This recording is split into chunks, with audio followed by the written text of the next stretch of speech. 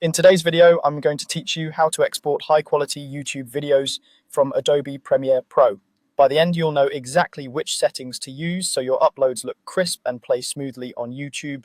Start by opening the export settings, go to File, then Export, then Media, or use the shortcut Ctrl+M on Windows or CMD+M on Mac. This opens the export window where all the key options live. Under Format, choose H.264. This creates an MP4 file, which is widely supported and aligns with YouTube's preferred format. Next, in the preset menu, select YouTube 1080p Full HD if your project is HD, or YouTube 2160p 4K Ultra HD if you're working in 4K. These presets are solid starting points that set most of the heavy lifting for you. Now, double check your video settings. Make sure the frame size reflects your final output. 1920 by 1080 for Full HD or 3840 by 2160 for 4K. Then confirm the frame rate matches your footage. 24, 30 or 60 frames per second are the common choices. Matching the frame rate avoids stutter and motion artifacts that can happen when converting frame rates unnecessarily. Move to bitrate settings, choose VBR 2-pass. VBR stands for variable bitrate.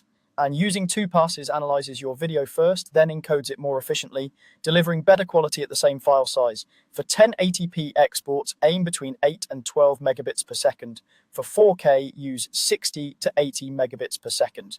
If your video has lots of fast motion or detailed textures, lean toward the higher end. For simpler talking head content, the lower end is usually fine. These ranges balance quality with manageable upload times, and they feed YouTube a clean, high-quality source for its own processing. In the extra options, tick render at maximum depth and use maximum render quality. Maximum depth helps preserve gradients and fine detail, and maximum render quality improves scaling and overall sharpness. Both may increase export time, but they're worth it when quality matters.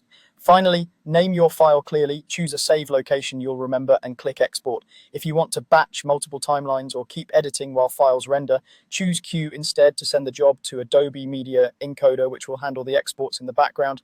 That's it, H.264 MP4, the correct YouTube preset, matched frame rate, VBR 2-pass with recommended bit rates, maximum depth and quality, then export or Q. Follow these steps and your video